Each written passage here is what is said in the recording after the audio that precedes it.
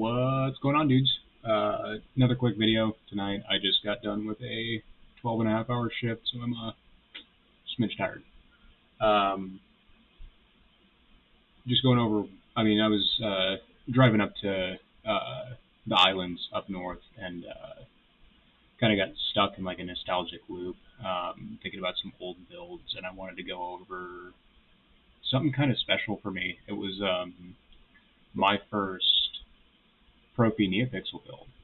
This was done almost 3 years ago, I think. It's the Wild West, man. It's not pretty. It's not my best work. It's not. I'm proud of it, but it's not something that I'm proud of comparatively to some of my current stuff. But this is my 89Sabers OWK1. This was the Phantom Menace Saber. I picked this up from Corban. When I was starting to get back into the hobby, I found Solo Sabers LLC channel, and just kind of down the YouTube rabbit hole, I was kind of feeling a little bit nostalgic and checking out some old FX Sabers forum stuff, which I used to frequent quite a bit. I kind of got pulled back into the hobby a little bit, and this was my first current modern empty hilt. I've always loved this saber. This thing is so sweet. Nice, really comfy saber. Got this nice choke up here, nice rib section. But yeah, I just wanted to kind of chat about this one, shoot shit a little bit, and kind of take myself down memory lane. Maybe I can bring some of you guys with me. Not a whole lot going on with this, so it's not going to be a super long video. Mostly just for me, because like I said, feeling nostalgic. I remember being about 4 years old. I think it's not my earliest memory, but it's one of them. Seeing the Phantom Menace in theaters. I believe it was at the Auburn Regal Cinemas.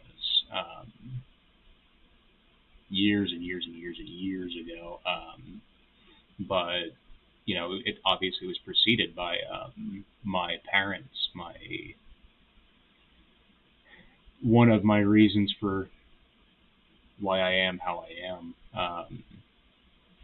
But I remember them taking me to like Toys R Us, Walmart, Target, Fred Meyer, just KB Toys, everything, and walking out of all those stores with just shopping carts piled full of Phantom Menace toys. And I remember asking my dad, vaguely, just vague childhood memory of asking my dad if they were all for me, and him giving some line about, no, they're for your cousin. And then that Christmas was just the best day of my life, right? Might have been my birthday. Like I said, I was tinier than I am. But I wanted to kind of revisit this saber, because I remember getting the Hasbro one. I think it might have actually been Kenner at the time, or Kenner Hasbro or something like that. But I remember getting the saber, and Jedi Power Battles. I don't know if you guys have ever played that game, but it was a game that my dad and I have played together quite a bit when I was a kid. And there's that really prominent shot in the opening FMV of this lightsaber hilt just twirling through the air, smacking right into Obi-Wan's palm, switching it on. It was just so cool when I was a kid. And I love going back to that game as an adult. It's not a great game by any stretch, but it tickles that nostalgia for me. Yeah, let's get into this thing. Unthread the pommel. A lot of threads on it, which is pretty nice. Nice and solid. Really nice finish on the anodizing on these parts too. And then I did do one mod to this hilt. I actually picked this up from Cal of KR Sabers fame.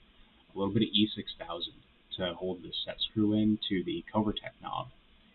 That makes it so that I do not have to carry around two Allen keys to take this thing apart, which is great. You just literally just unthread the cover tech, which I thought was a killer idea. I've actually done that on not just this Obi-Wan, but my Attack of the Clones Obi-Wan, which I might do next, because that one's got a little bit different stuff on it. But yeah, you unthread the cover tech, unthread the pommel. This grip shroud just comes right off, easy. And the chassis is accessible right there. There is a battery already in it. The kill switch is off currently, but I'm going to pop this chassis out and just kind of show it off. This is a OWK3D Designs chassis. I bought all of these parts from the Saber Armory. My first big order, actually, were these parts, and he sells like bulk wire and stuff like that. I didn't know where to get wire. I didn't know what the best process was, because, I mean, when I would do MHS stuff back in the day, it was just like go to Radio Shack, and just whatever they had is what I would use. Worked for me. Anyways, standard 18650 battery. It is removable, which is great. The kill switch, easy as. Stock V3 neopixel connector. 2 brass tactiles, and they'll line up with the buttons on the actual saber, the red button and the brass and amethyst, acrylic amethyst. On the opposite side, it's gross. This is ugly. This is so horrible. But I like it in that nostalgic way. I mean, it's just grotty wiring. It's all electrical tape. It's not good. It's not good. It's not pretty. It's definitely not great work. You know, I used electrical tape to cover up the wire that I could, and this board is just so bad. Like, I don't know if the camera's going to pick up that wiring or that soldering job, but it's no good. No bueno. Just big globs, boogers. It's just not good. But it is nice to kind of take that look back and see where I started. KR Sabers 24mm speaker. I remember I had a hell of a time with this, because I think the website at the time said it was a 28mm speaker or a 22mm or something like that, so I bought the wrong speaker for it, and I had to wait to get a replacement. The Saber Armory is based in the UK, so, you know, long shipping times. A lot easier if you just buy a battery, so every time I buy from the Saber Armory, I just throw a battery in it. That's kind of how I wound up with like 40 extra batteries that I just don't need. But hey, whatever, right? Backside of the hill. I think this battery might be dead, actually.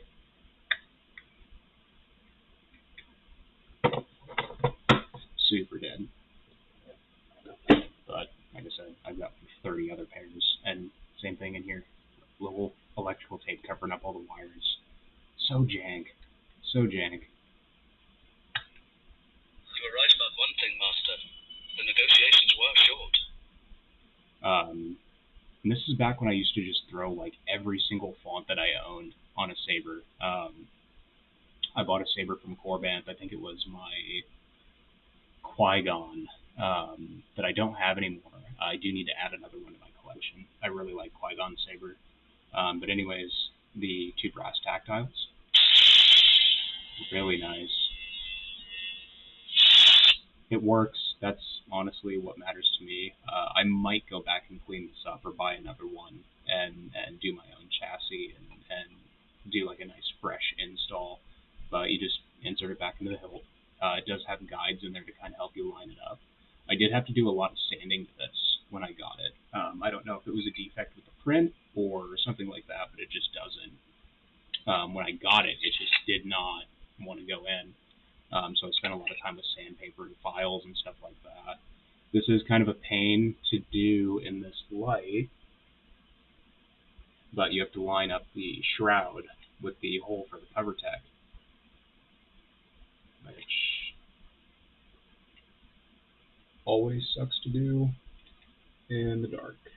But you just thread it back on and it's good to go. So we'll go ahead and cover tech's back in, throw the pommel back on. Like I said, it threads really nice.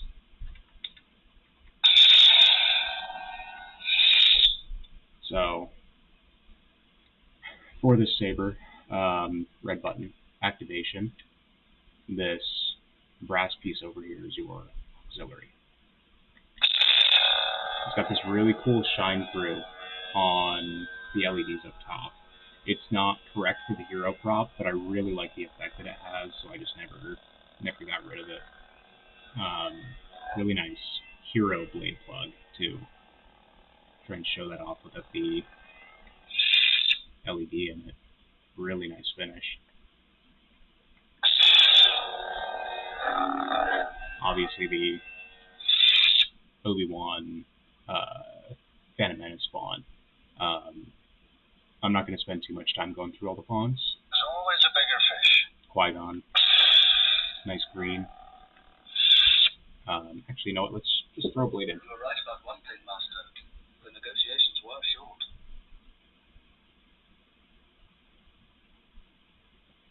Single set screw, which is pretty nice. And a 1-inch blade.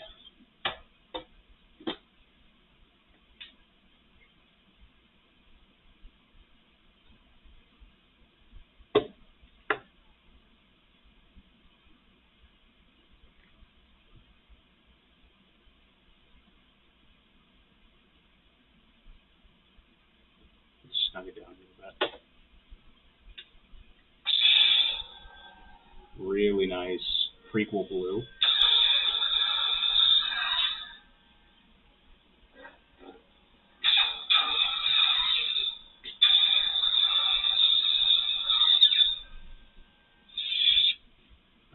This is, I would just do like really basic blade styles, kind of an audio flicker and whatever usual colors, reds, green, blues.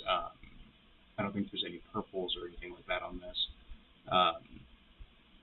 But I remember when I started doing the saber, I got all the parts, I got the hilt, I got the chassis. Obviously the first snag was getting the chassis to fit. So that was a lot of time with sandpaper files and trying to get it all to work out. It did. It's a nice snug fit now. You just kind of help it out a little bit. But I was so lost with this install. I mean, it used to be that you would just wire up a battery to a light and a switch, no speaker, no board, or it was a super simple board or something like that. And this one I had to go in and figure out how to program, how to set up Arduino, how to set up all this other stuff, and it was just so much for me at the time. A lot of time spending research and figuring out what works and what doesn't. I had a lot of help from Megtooth Sith. I will link his channel below too, but he's got this really great video tutorial on setting up a Proffie 2.2 and Arduino with Zadig on your PC, which helped me out a ton, and I'll still go back to those videos every now and again if it's something that I haven't really done in a while. But I just wanted to kind of go back and talk about this saber a little bit and where I started with these modern builds. The Li-ion batteries, the NeoPixel connectors, doing blades, that kind of stuff. Actually, my first blade that I ever made was for a saber that I'm going to talk about probably tomorrow, but that's my 7 Chambers Magic of Myth Luke. Easily one of my favorite lightsaber hilts, and there's a bit of a drama story with that hilt too, specifically that hilt. That I'll kind of touch on briefly, but I don't really want to do a whole lot of drama and just crap on this channel. It's just not something that I do. It's not something I've ever done. But anyways, yeah, this is sweet. I love this thing. It's got a nice weight. It's got a nice heft. It is all aluminum. My Attack of the Clones, that's actually a KR-Sabers hilt, Saber Armory, whatever. But that one's all brass, and that is hefty. I love that saber, and it fits a 28mm, which is my stuff. But this was just nice to kind of think about and remember where I started. I mean, the install for this took me, just the install, took me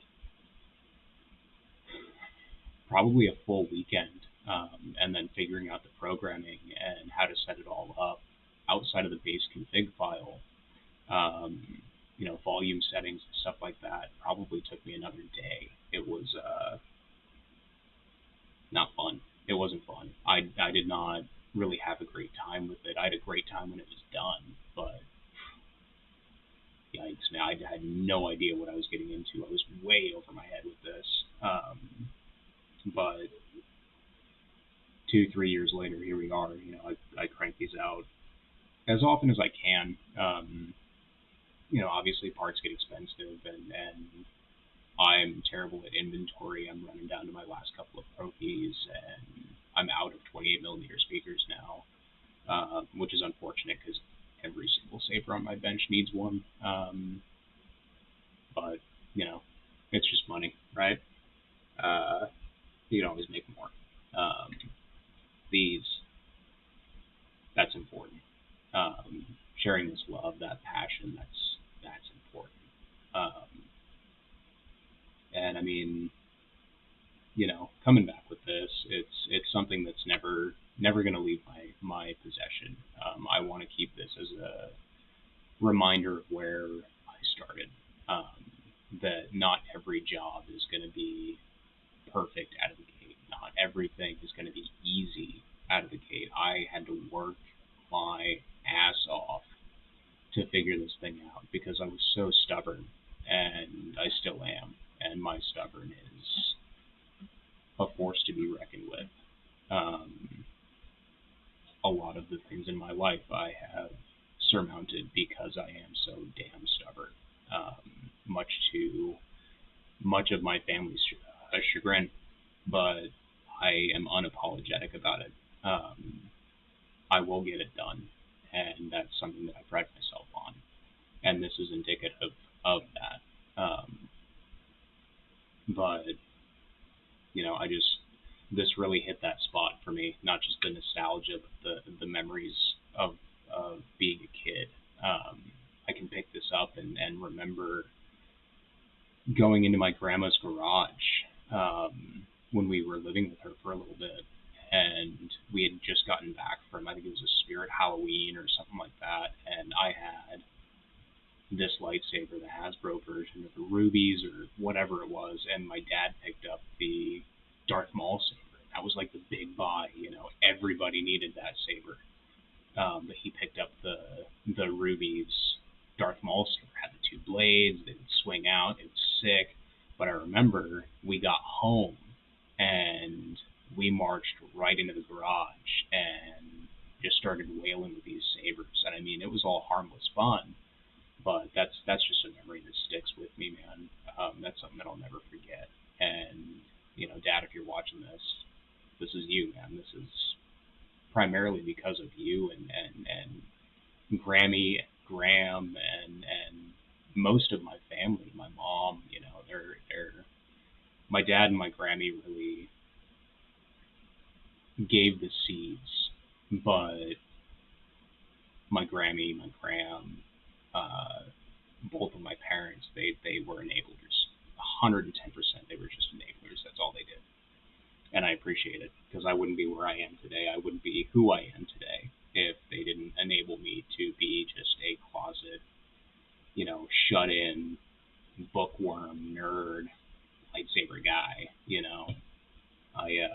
I appreciate that fact every day. More so now that, I'm doing something with it and doing something about it. But, anyways, I don't want to bore you guys with my life story. At the end of the day, this is a channel for Star Wars stuff.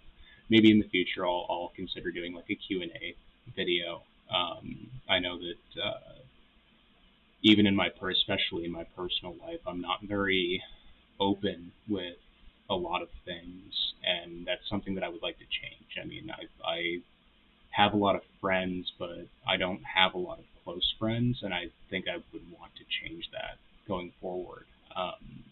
When you get out of high school and kind of let 10 years go by, you realize that a a lot of those meaningful friendships kind of disappear.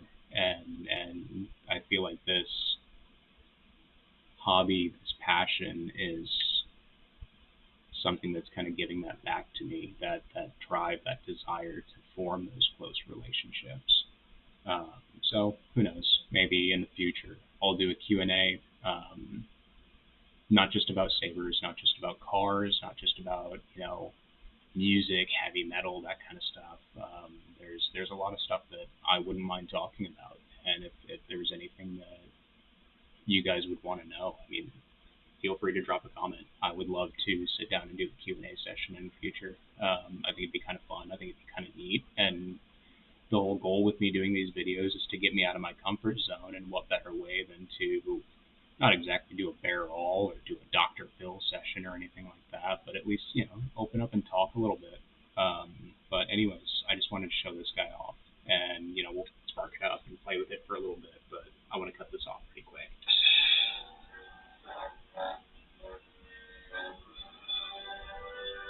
Gotta have that dual face.